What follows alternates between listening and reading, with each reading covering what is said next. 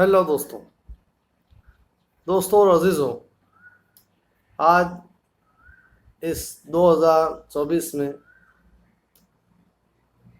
जो इलेक्शन हो रहे हैं लोकसभा के निर्वाचन 2024 उम्मीदवार के लिए मतदान करने का ये महत्व देखते हैं। अब देखते हैं कि अपने एक प्रस्तावना इसकी क्या है कि विश्व के सबसे बड़े लोकतंत्र है, इसमें एक नए प्रमुख चुनाव की तैयारी हो चुकी है। तो साल 2024 में होने वाले निर्वाचन के लिए भारतीय नागरिकों के लिए यह एक महत्वपूर्ण समय है कि नागरिकों के हाथ में एक अमूल्य अधिकार है, वो है मतदान का अधिकार। यह मतदान ही है जो लोकतंत्र का मूल नींव है और इसके माध्यम से ही नागरिकों की आवाज़ सरकार में आती है। इस लेख में जो मैं बोलता हूँ उसके बारे में आपको कहता हूँ कि हम जानेंगे कि इसके बारे में मतदान क्यों महत्वपूर्ण है और कैसे हम एक बेहतर भविष्य के लिए यह एक अधिकार का प्रयोग कर सकते हैं। लोकतांत्रिक संरचना में मतदान का महत्व देखते हैं तो लोकतंत्र एक संरचना है जिसमें शासन की अधिकारिकता नागरिकों के मतदान पर आधारित है। यहाँ नागरिकों को अपने प्रतिनिधि जो है उसको चुनने का अधिकार होता है।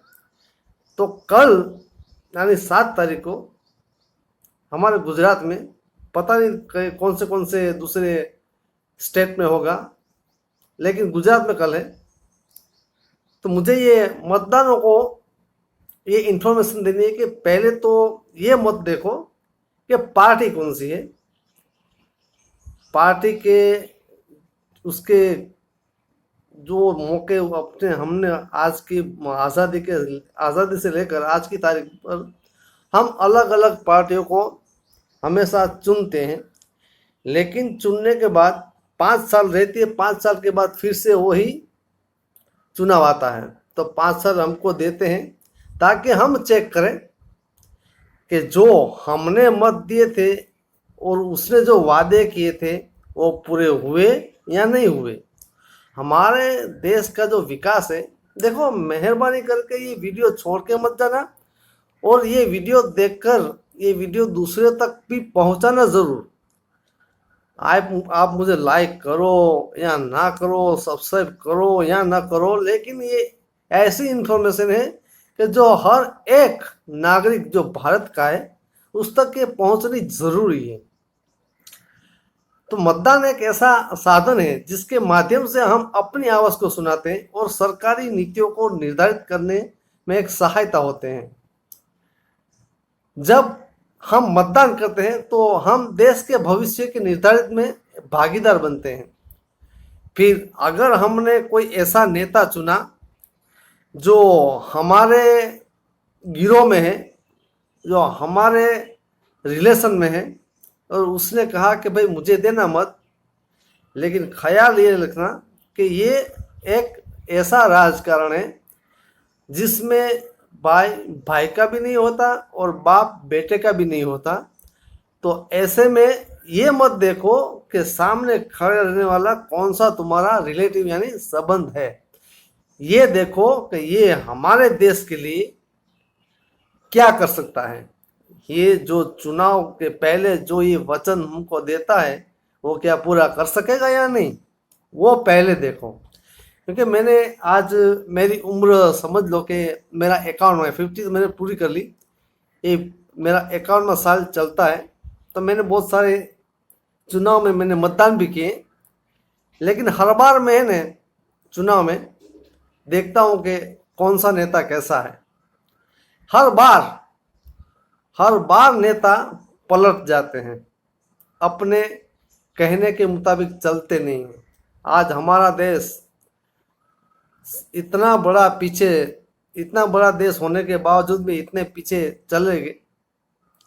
हम दूसरों की कॉपी करते हैं। आज की तारीख में इतने साल होने के बावजूद भी हमारे देश में इतने बुद्धिजन्य लोग होने के बावजूद भी हम हमारे फाइटर प्लेन्स दूसरे के देशों से ला के यहाँ रखते हैं। हम मोबाइल का जो इस्तेमाल करते हैं वो भी दूसरे देशों का है। हम हर एक चीज़, हमारी यहाँ की कौन सी चीज़ है जिससे हम ज़रूरियात दिन में हम इस्तेमाल करते हैं। ओ गाड़ी में देखे तो एक हीरो है और टीवीएस है, फोर में देखे तो महिंद्रा है, इसके सिवा दूसरा कुछ है नहीं। तो कुछ ऐसा करें कि हम हर एक तरह से, हर एक तरफ से हमारा देश का हमेशा विकास के पथ पर चले। हमारा देश खेती प्रधान देश है, लेकिन खेती का भी अगर कोई खेडूतों को जिस तरह लाभ देना चाहिए वो न पहुंचे, वो तो जो क्राइम्स जिस तरह बढ़ते जाते हैं उस तरह लगता है कि जिस तरह हम चुनाव में हम जो मतदान करते हैं वो गलत करते हैं। जो टिकट लेने वाला, खड़ा रहने वाला, पहले तो हमारा कायदा लाने की जरूरत है कि उसी इलेक्शन में वो आदमी खड़ा रहे जिसके ऊपर कोई भी क्राइम का कोई भी केस ना हो। अगर केस वाला कोई आदमी इलेक्शन में खड़ा रहे तो क्या हम उस पर भरोसा कर सकते हैं? नहीं कर सकते, और हरगिज करना भी नहीं चाहिए। अबे जो घर का ना हुआ वो हमारा देश का क्या होगा। चलो आगे मैं आपको इसके बारे में बताऊं कि ये 2024 का जो चुनाव है एक महत्वपूर्ण अवसर है। साल 2024 में होने वाले चुनाव में आपने देखा ही होगा कि हर एक जो नेता हैं बड़े बड़े स्पीच, यानी जिसको हम भाषण बोलते हैं, बड़े बड़े वादे वाले कि हम अगर आ गए तो हम यूं करेंगे, हम अगर आ गए तो हम यूं करेंगे, लेकिन जो वो कहते हैं वो होता नहीं। लेकिन उसके पास गारंटी क्या है कोई गारंटी कि वो अगर चुनाव में आ गया तो ये हमने उसके साथ कोई करार किया है? कोई करार नहीं होता। और हमारा जो मतदान का अधिकार है वो मतदान के वक्त पर हर एक जो नेता है चुनाव के लिए हाथ जोड़ता है हमारे पास कि भैया हमारी पार्टी को मत देना, अगर नहीं दोगे तो फिर आप पछताओगे। अरे भाई देंगे तो भी पछताएंगे और नहीं देंगे तो भी पछताएंगे, लेकिन कम से कम हमको ये तो मौका अता करो कि हम अपनी पसंद का नेता, अपनी पसंद का आदमी, कैंडिडेट को चुन सकें। हमारे यहाँ पे जितना एजुकेशन होना चाहिए उतना एजुकेशन है नहीं। जिस तरह हमारे यहाँ गरीबी, महंगाई, बेरोजगारी उतने हद तक जा चुकी है, जो एक गरीब देश की एक निशानियां बन गई। जो मालदार है वो मालदार ही होते जा रहे हैं और जो गरीब है वो गरीब ही होते जा रहे हैं। तो हमारे जो इकोनॉमिक्स, अर्थतंत्र जिसको कहते हैं, उसमें शासन चलाने वाला हमेशा पढ़ा लिखा होना चाहिए। अगर पढ़ा लिखा आदमी शासन नहीं करता तो हमारा देश का भविष्य कभी भी अच्छा नहीं हो सकता। तो ये जो चुनाव है 2024 में, इसका महत्व अधिक बढ़ जाता है। इस चुनाव में हमारे देश के नेता का चयन हमारे देश के भविष्य के लिए बहुत महत्वपूर्ण है। यहाँ तक कि हमारे देश की प्रगति, सुरक्षा, सामाजिक और आर्थिक स्थिति सभी इस पर निर्भर करता है। देखो, ये हम जो प्रगति बोलते हैं ना, प्रगति, सुरक्षा, सामाजिक, आप भी जानते हो, मैं भी जानता हूँ कि किस तरह क्राइम बढ़ते जाते हैं। वो जो हमारे पहले के ज़माने में औरतों को है न बहुत ही अच्छी तरह से ख्याल रखा करते थे, लेकिन आज वो पोस्ट देने के हिसाब से कि अगर तुम हमारे पार्टी में आ जाते हैं और ज़्यादा मत लेते आते हैं तो फिर हम तुमको ज़्यादा अच्छी पोस्ट देंगे। लेकिन हकीकत में ये शोषण करते हैं, औरतों का शोषण करते हैं। इतने घटिया किस्म के नेता होते हैं कि इतना बड़ा होने के बाद भी, इतना बड़ा चुनाव जीतने के बाद भी वो घटिया हरकतें भूलता नहीं है। तो ऐसे लोगों को इस राजकारण में, इस शासन काल में रखना नहीं चाहिए। इसमें ऐसे ही लोगों को रखना चाहिए जो पढ़े लिखे हो गए। बिना पढ़े लिखे लोगों को और क्राइम वाले लोगों को कभी इस चुनाव में रखना ही नहीं चाहिए। हमारे देश को ज़रूरत है एक ऐसे कायदे की को जो कायदा ऐसा होवे कि चुनाव में वही खड़ा रह सकेगा जिस पर कोई क्राइम का कोई केस ना हो। अगर हो तो फिर उसको हम टिकट नहीं देंगे। कोई भी पार्टी में, चाहे वो बीजेपी होवे, चाहे वो कांग्रेस होवे, चाहे वो सपा होवे, चाहे वो कुछ भी दूसरी जो हमारी पार्टियां बनी हुई, उसमें कहीं पे भी उसको टिकट या किसी भी उसमें दाखला नहीं देना चाहिए। आगे चलते हैं। इसलिए हमें एक समय का सजग और सचेत रहना चाहिए कि एक योग्य उम्मीदवार को चुनने का जिम्मेदारी फैसला करना होगा। ये जिम्मेदारी का फैसला तो हम कल करेंगे, लेकिन देखिए, मत करने के वक्त धर्म को कभी भी दिमाग में मत रखना कि हम अगर आए तो ये धार्मिक लाभ देखा। देखो, धर्म कोई इसमें सुरक्षा देने वाला नहीं है। धर्म इसमें कोई प्रगति नहीं करता, कोई सामाजिक। अगर धर्म की रक्षा, अगर धर्म पर चलते ना, मैं आपको सच्ची और एकदम परफेक्ट इंफॉर्मेशन देता हूँ कि अगर हमारे देश में बहुत सारे धर्म हैं, लेकिन कोई भी धर्म झूठा रास्ता बताता ही नहीं। अगर कोई भी आदमी धर्म पर चलता है तो ना तो हमें कोर्ट की जरूरत पड़ेगी और ना तो हमें पुलिस की जरूरत पड़ेगी, अगर हम धर्म के बताए हुए रास्ते पर चले तो। लेकिन ये सिर्फ वोट लेने के हिसाब से इस्तेमाल जरूर करते हैं, लेकिन हकीकत कुछ और है। आगे चलते हैं। मतदान करने का महत्व क्या है? लोकतंत्र का माध्यम मतदान एक लोकतांत्रिक समाज में सहायता होता है कि जहां नागरिकों की आवाज सरकार के निर्देशन को प्रभावित करती है। अगर सरकार हार जाती है, समझ जाना कि इसके ये लायक नहीं थी, चाहे वो बीजेपी हो, कांग्रेस हो या सपा हो, दूसरी कोई भी हो, समझ ले इसकी लायक नहीं है। दूसरी, सामाजिक संरचना का समर्थन। मतदान से हम समाज में समानता और न्याय को प्रोत्साहित करते हैं। तीसरा, कि अधिकारों का प्रयोग। जो अधिकार हमको है ना हमारे कॉन्स्टिट्यूशन में, हमारे बंधारण में, अरे बहुत सारे ऐसे लोग हैं जिसके पास हमारे बनाए हुए बंधारण का नॉलेज ही नहीं है। मैं तो वहीं तक कहता हूँ कि भाई हमेशा बच्चे को जो शिक्षण है ना, एजुकेशन, उसमें सेकेंडरी क्लास से ये जो कायदे पढ़ाना शुरू कर दो।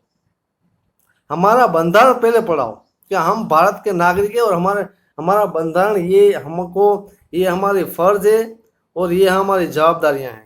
ये इससे हमेशा हमको माहितगार, यानी हमारे पास इनकी इंफॉर्मेशन होनी चाहिए, ताकि कहीं भी हम जाएं तो हम इसको कह सकें कि देखो भाई, हमारा बंधारण इसकी इजाजत नहीं देता, हमारे बंधारण तो ये है और आप क्यों ऐसा बोलते हैं। आगे चलते हैं। मतदान हमें अपने अधिकारों का प्रयोग करने का एक महत्वपूर्ण तरीका प्रदान करता है। अब उम्मीदवार का चयन में सजागता क्या है? पहली बात तो है कि जो नीतियों जो बनाते हैं उसका मूल्यांकन करना चाहिए। हमें उम्मीदवारों की जो नीतियां हैं उसको मूल्यांकन जरूर करना चाहिए और उनके विचारों को समझना चाहिए कि हालांकि उसके विचार है कैसे। हमारे गुजराती में कहावत है कि जो अन्न है वो ओढ़कर, जैसा खाया वैसा तुमको ओढ़कर आएगा। अच्छा खाओगा तो अच्छी सोच आएगी, बुरा खाओगा तो बुरी सोच आएगी। दूसरी, अनुभव और योग्यता। कोई आदमी पास अगर अनुभव होता है तो अनुभव से आदमी अच्छी तरह से काम ले सकता है, लेकिन इसके हिसाब से उसके अनुभवों में भी इसकी योग्यता भी होनी चाहिए। उम्मीदवारों के अनुभव और योग्यता का विश्लेषण करना चाहिए ताकि हमें एक योग्य नेता का चयन करने में सहायता मिले। तीसरी बात ख्याल रखना, ईमानदारी और संवेदनशीलता। हमारे देश में वर्षों से ईमानदारी धीमे धीमे स्लोली डिक्रीज हो रही है, यानी घटती है, बढ़ती नहीं है, घटती है। बढ़नी चाहिए, ईमानदारी बढ़नी चाहिए। ईमानदारी को 100 सलाम, लेकिन ईमानदार हो तब। एक उम्मीदवार की ईमानदारी और संवेदनशीलता पर हमेशा ध्यान देना चाहिए। अब ये मतदान जो है इसकी प्रक्रिया क्या है? मतदान करने की प्रक्रिया एकदम सरल है। हर नागरिक को वोट करने का अधिकार है और इसके अभ्यास के रूप में अभिव्यक्त करना चाहिए। निर्वाचन दिवस को एक जिम्मेदारी पूर्वक रूप से लेना चाहिए और वोट करने का काम निकालना चाहिए। दूसरी बात कि अगर जो आदमी बूढ़े होते हैं, जो वहाँ चल के गाड़ी पे बैठ के या चल के चुनाव के जहाँ बूथ होता है वहाँ पर नहीं जा सकते, तो ये फर्ज देश के और देश के रखे हुए नेताओं का है कि चुनाव का जो मत है वो जहाँ बूढ़े लोग बैठे हैं उसके घर पे जाओ और वहाँ से लेके आओ। तो फिर आपका ये फर्ज, ये हकीकत में ये तुम्हारा फर्ज ही है कि बूढ़े लोगों के पास जाओ, उसका मत दो, उसका मत उसके पास से वो क्या चाहेंगे कि कौन सी पार्टी को मत देंगे, कौन से नेता को मत वो देना चाहते हैं। अब इस समापन के बाद क्या होता है कि 2024 में नागरिकों के मतदान का महत्व अध्यक्ति है। यह हमारे लोकतंत्र की सहायता और बनाए रखते हैं, मदद करता है और एक सशक्त और समृद्ध देश की दिशा निर्धारित करता है। इसीलिए हमें निर्वाचन से सक्रिय भाग लेना चाहिए और एक समझदारी और जिम्मेदारी तरीके से उम्मीदवार का चयन करना चाहिए। मतदान करें और अपने देश के भविष्य को साकार करने में आपका योगदान दें, लेकिन योगदान ऐसा दें कि हमको ये पहले तो कंफर्म होना चाहिए कि जिसको हम वोट देते हैं वो बताए हुए राह पर वो सच्ची रास्ते पे चलता है। अगर सच्चा नहीं है तो मत देना, चाहे वो भले ही तुम्हारा भाई हो, अगर सच्चा नहीं है तो। क्योंकि हमारे मजहब में तो, हमारे कुरान मजीद में बताया गया है कि खुदा से डरो और सच्चों के साथ हो जाओ। अगर सच्चा ही नहीं तो सच्चों के साथ हम चलेंगे कैसे? जब सच्चों के साथ नहीं चलेंगे तो कहाँ गया विकास और कहाँ गया ये सब ईमानदारी, संवेदनशीलता, कुछ नहीं बचेगा। यहाँ मैं मेरा वीडियो को ख़त्म करता हूँ, लेकिन ये बात हमेशा ख्याल रखना, मतदान करने के वक्त कोई भी भूसा भराए तो भूसे को साइड में रख देना। इंसानियत को याद रखना, इंसानियत क्या कहती है। चलो आने वाले वीडियो तक खुदा हाफिज़।